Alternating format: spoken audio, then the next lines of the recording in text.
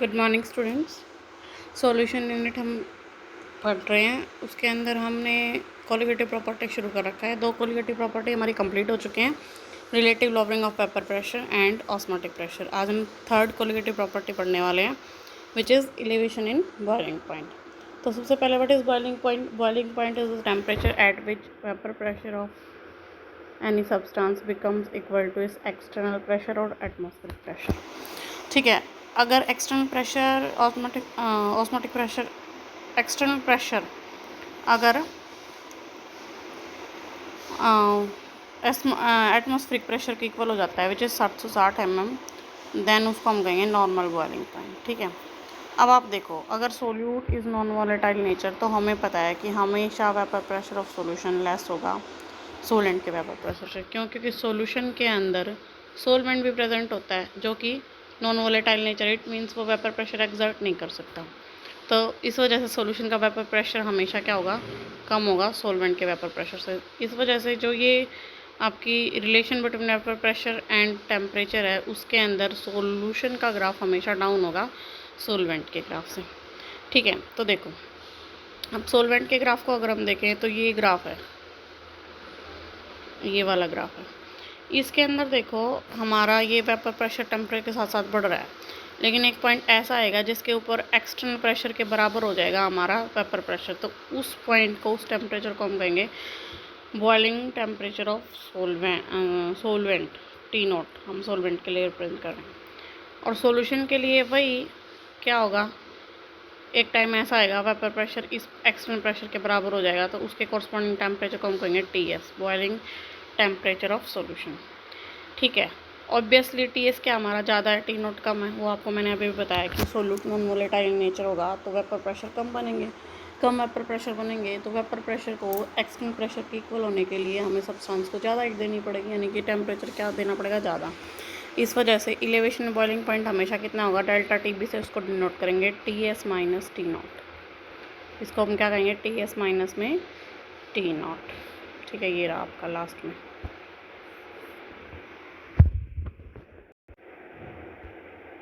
अब देखो, नेक्स्ट है हमारा इसके अंदर thermodynamic derivation of relation between elevation in boiling point and concentration of solution. तो इस रिलेशन को ड्राइव करने के लिए हम क्लेसियस क्लैपेरॉन इक्वेशन का यूज़ करेंगे। ठीक है, what is Clausius Clapeyron equation? Clausius Clapeyron equation आपकी ये है, ln natural log P2/P1 is equal to delta H/R 1/T1 minus 1/T2। तो ये सारे टर्म्स का मतलब क्या है? P प्रेशर को रिप्रेजेंट कर रहा है यहाँ पे, delta H latent heat of vaporisation को, R गैस कांस्टेंट है, T1 T2 टेम्परेचर रेंज है। ठीक है, तो यहाँ पे सब कुछ लिख रखा है, where P1 is the vapour pressure at temperature T1 and T2 is the vapor pressure at temperature P2 is the vapor pressure at temperature T2। delta H is the molar latent heat of transition या vaporisation भी बोल सकते हैं इसका। अब अगर हम अपने डायग्राम में देखें, ये हमारा डायग्राम है, इसमें देखो जो सॉल्यूशन के लिए जो हमारा ग्राफ है उसके अंदर 2 पॉइंट है, एक हमारा F पॉइंट है, एक हमारा G पॉइंट है। तो G पॉइंट के ऊपर प्रेशर हमारा PS है और उसके कॉरस्पॉन्डिंग टेम्परेचर हमारा T नोट है, और F पॉइंट के ऊपर प्रेशर हमारा P नोट है और उसके कॉरस्पॉन्डिंग टेम्परेचर हमारा T नोट TS है। तो यही सब टर्म्स देखो गिवन फिगर के अंदर पॉइंट G और F के ऊपर मैंने आपको बता दिया, टेम्परेचर हमारा T नोट है, प्रेशर PS है, टेम्परेचर F पॉइंट के ऊपर टेम्परेचर हमारा TS है, प्रेशर P नोट है। तो ये सारी इक्वेशंस को हम अपने फॉर्मूले में पुट कर दें सारे वैल्यूज़ को, तो P2/P1 की जगह क्या हो जाएगा हमारा P note by PS, ln P note by PS delta HV/R 1/T note minus 1/TS। T1 T2 की जगह हमने वैल्यू पुट कर दी सारी की सारी corresponding temperature, where delta HV क्या हमारा latent heat of vaporisation of 1 mole of solvent. अब देखो, इसको थोड़ा सा रीराइट करें हम अगर हम इक्वेशन को, तो यहाँ से हम एलसीएम ले लें, ऊपर वाले में T नोट TS एलसीएम आ गया, तो हमारा क्या आ गया? TS माइनस T नोट आ गया, वही यहाँ पे लिख रखा है, T नोट TS एलसीएम लेके सोल्व आउट कर रखा है इसको। अब देखो, अब हम कह रहे हैं कि हमारा जो कोलिगेटिव प्रॉपर्टीज़ होते हैं they are true for very dilute solutions. अगर हमारा सॉल्यूशन बहुत डाइल्यूट है तो T nought it is equal to TS। Solution का बॉइलिंग टेम्परेचर सोलवेंट के बॉइलिंग टेम्परेचर के ऑलमोस्ट इक्वल होगा। क्यों? क्योंकि सॉल्यूशन हमारा बहुत ज़्यादा डाइल्यूट है। मतलब सोल्यूट है वो बहुत कम है। तो अब देखो T S minus T not अभी अभी हमने निकाला था, वो क्या होता है इक्वेशन बॉइलिंग पॉइंट, उसकी जगह हमने ये वैल्यू पुट कर दी, टी नॉट टी एस बराबर है, तो इस वजह से हम उसको टी नॉट स्केयर भी लिख सकते हैं। अब देखो राउट्स लॉ के अकॉर्डिंग हमें पता है P not minus P S, relative law of pressure क्या होता है, P not minus P S divide by P nought is equal to x2। अगर हम इसको थोड़ा सा रीराइट करें, पी नॉट को दोनों के डिवाइड कर दें, तो P not minus P S divide by P not है, तो इसको हम दोनों के नीचे ले जाएं तो P naught by P not minus P S by P naught आ जाएगा, तो ये 1 हो गया हमारा कट के, तो 1 माइनस में P S by P not बराबर आ गया x2 के। इसको थोड़ा सा और रीअरेंज करें हम, P S by P not को इधर ले गए और x2 को इधर ले आए, तो P S by P not बराबर हो गया 1 माइनस में x2। अब हमने क्या किया, दोनों तरफ लॉगरिदम लगा दिया, इस इक्वेशन में दोनों तरफ लॉगरिदम लगा दिया। लॉगरिदम लगाने से क्या हो गया, ये भी हो गया ln, यहाँ पे भी हमने ln लगा दिया। अब हम इसको P S by P not को अगर रिवर्स करके लिखेंगे P naught by P S को, तो माइनस का साइन बाहर निकलेगा, उसको हम इधर लेंगे, तो ये हो गया माइनस ln 1 माइनस में x2। ठीक है, समझ आ रहा होगा, बहुत सिंपल मैथ्स है। ठीक है, अगर हम इसको रिवर्स करके लिखते हैं ना ऐसे, तो माइनस का साइन आता है बाहर में।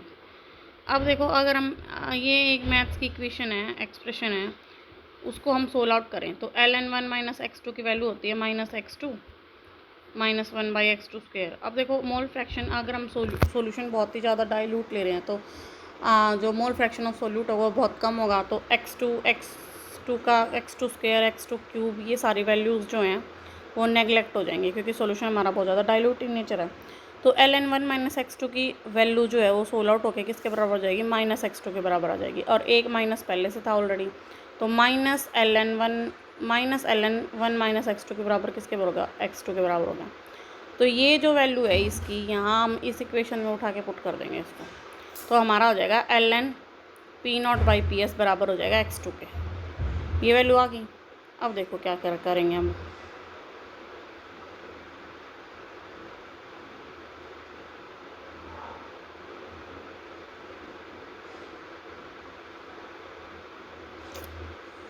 क्या हो गया,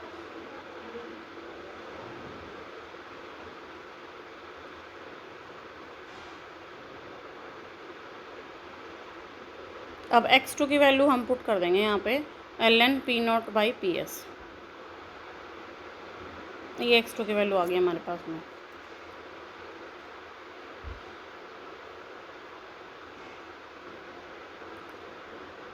अब इस इक्वेशन को हम इक्वेशन नंबर 4 में पुट करेंगे। इक्वेशन नंबर 4 हमारी ये थी, ये हमारी इक्वेशन नंबर 4 है, इसमें हम ln P naught by P S की जगह x2 पुट कर देंगे, क्योंकि हमने x2 निकाला है इसको इसकी जगह क्या पुट कर देंगे x2, तो हमारा आ जाएगा x2 is equal to delta H V, x2 is equal to delta H V by R delta T B divide by T nought square.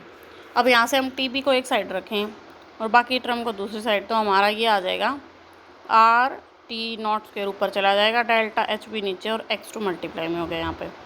अब देखो अगर हम नॉर्मल प्रैक्टिस में करते हैं तो हम जो कंसनट्रेशन ऑफ सॉल्यूशन है वो मोल फ्रैक्शन की बजाय मोलैलिटी में एक्सप्रेस करते हैं। क्यों? क्योंकि मोलैलिटी में एक्सप्रेस करना कंसनट्रेशन को इज़ द बेटर मेथड। क्यों?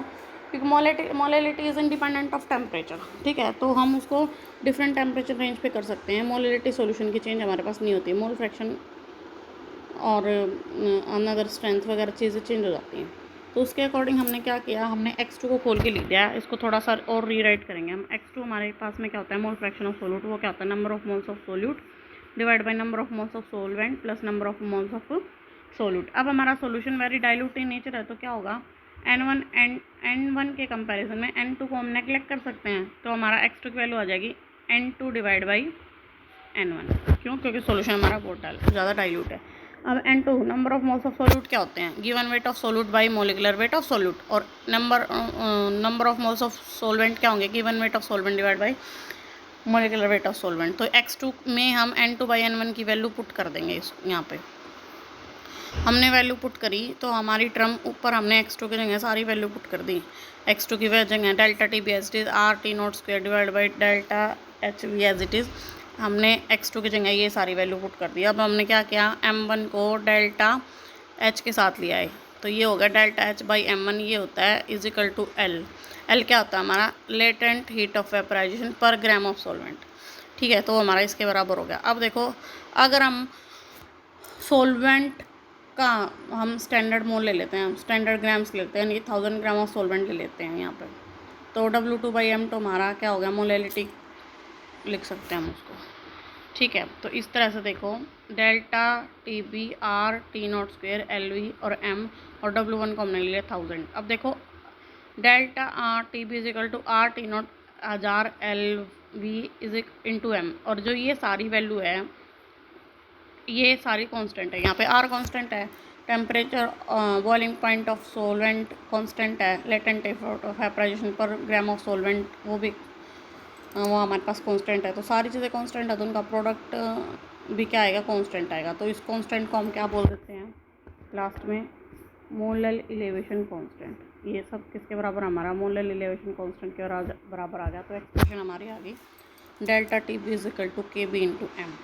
अब देखो, यहाँ से हम कैसे प्रूव करेंगे कि इलेवेशन बॉइलिंग पर delta TB is a qualitative property. देखो, डेल्टा TB किस चीज़ पर डिपेंड कर रही है, मोलैलिटी ऑफ सॉल्यूट पर डिपेंड कर रही है।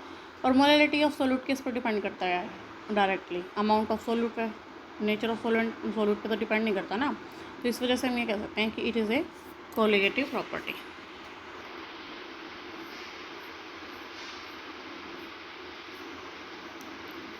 अब हमारे पास में है experimental determination of elevation in boiling point. तो सबसे पहले इलेवेशन बॉइलिंग पॉइंट को कैलकुलेट किया था सबसे पहले बेकमैन ने। ठीक है, बाकी और बहुत सारे मेथड आए, तो बेकमैन ने क्या किया था, एक थर्मोमीटर बनाया था, थर्मोमीटर, जिसको हम बेकमैन थर्मोमीटर भी बोलते हैं। Most important precaution in all these method क्या है, सुपर हीटिंग ऑफ सॉल्वेंट और solution can not be done, क्योंकि उससे बॉइलिंग पॉइंट पे अगर सुपर हीट हो जाएगी तो वैल्यू चेंज हो जाएगी। तो ये बेकमैन थर्मामीटर हमारे पास में, ये थर्मामीटर क्या है, एक अपरेटस है, जो कि आपको डायग्राम में भी शो हो रहा है। इसमें एक कैपिलरी है, ये A ट्यूब है, ये कैपिलरी ट्यूब है, जिसके एक एंड पे लगा हुआ है बल्ब B, और बल्ब B के अंदर मरकरी फील्ड है, और एक एंड पे लगा हुआ है रिजर्वायर C रिजर्वायर लगा हुआ एट द टॉप पे। ठीक है, as the bulb is large the capillary is fine, तो स्मॉल चेंज इज टेम्परेचर, अगर स्मॉल भी चेंज होगा टेम्परेचर में तो considerable movement of mercury level होएगा कैपिलरी के अंदर। ठीक है, और इसको बेकमैन ने 6 डिग्री तक डिवाइड कर रखा है, और इसमें एक्यूरेसी कितनी आ सकती है, 0.01 डिग्री कैन बी मेज़र, इतना कम टेम्परेचर भी ये मेज़र कर सकता है। ठीक है, ये है सबसे पहला मेथड हमारे पास में, और एक ही मेथड हम इसके अंदर करेंगे। सबसे पहला मेथड हमारे पास में लैंड्सबर्ग मेथड। लैंड्सबर्ग मेथड में हम क्या कर सकते हैं, in this method the heating of solvent और solution can be done by passing hot vapours of solvent into it. मतलब हीटिंग हम डायरेक्ट हीटिंग नहीं करेंगे, वेपर्स से हीटिंग करेंगे, हॉट सॉल्वेंट के वेपर्स को पास आउट कराएंगे।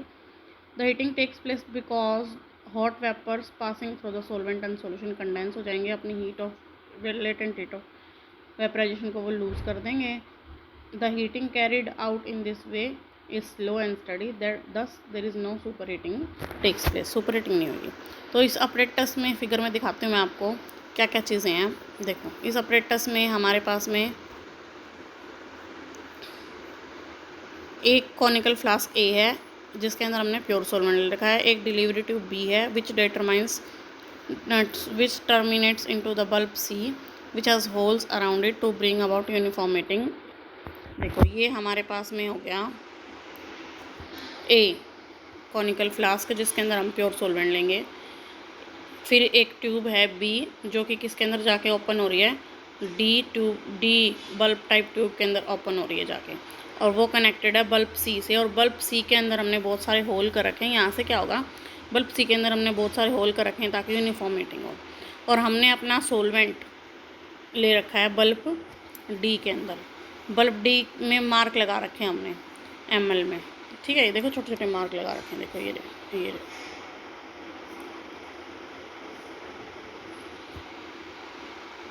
लगा रखे हैं यहाँ पे। ठीक है, अब क्या है, जो ये D ट्यूब है इसके अंदर एक होल H है, इस H होल से कनेक्टेड है हमारा कंडेंसर। तो देखो ये वर्क किस तरह से करता है, हम इसको यहाँ पे प्योर सॉल्वेंट को हीट करेंगे। प्योर सॉल्वेंट को हमने हीट किया, वहाँ से इसने वेपर्स क्रिएट किए। वेपर्स क्या हुआ, ट्यूब बी की मदद से बल्ब सी में आ गया, और बल्ब सी में छेद होने की वजह से, होल होने की वजह से उसने डी के अंदर जो ये लिक्विड फिल है उसको हीट करना शुरू किया। और हमने डी के अंदर एक थर्मोमीटर भी लगा रखा है, ये रहा हमारा थर्मोमीटर। ये थर्मोमीटर क्या करेगा, हीटिंग की वजह से, अब सॉल्वेंट आपका हीट होगा तो टेम्परेचर चेंज होगा, और एक पॉइंट ऐसा आएगा जिस पे टेम्परेचर कांस्टेंट हो जाएगा, वो क्या होगा हमारा बॉइलिंग टेम्परेचर ऑफ सॉल्वेंट। ठीक है। और एक्स्ट्रा जो हीट है, एक्स्ट्रा जो वेपर्स हैं या जो वेपर्स निकलेंगे हमारे हीटिंग की वजह से, वो होल डी के थ्रू कंडेंस हो जाएंगे और वाटर में वापस से कन्वर्ट हो जाएंगे। ठीक है। अब हम क्या करेंगे, दूसरी बार इसके अंदर हम सॉल्वेंट की जगह सॉल्यूशन फिल कर लेंगे और सेम प्रोसेस करेंगे, तो हमारा सॉल्यूशन का वेपर प्रेशर, सॉल्यूशन का भी टेम्परेचर आ जाएगा। देखो ये सारा लिख रखा है इसने।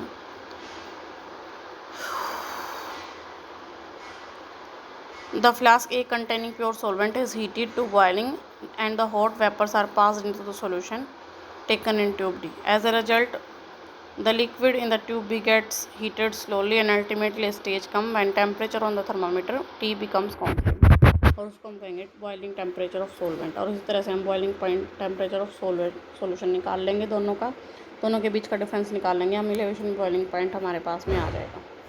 ठीक है। कॉटरल मेथड है, बहुत सिंपल है, आप लोग खुद भी पढ़ के कर सकते हो, इसमें कुछ ऐसी खास बात नहीं, करना चाहो तो कर लो, नहीं करना चाहो तो मत करो।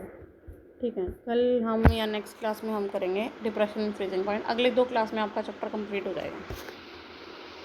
Okay, good bye class.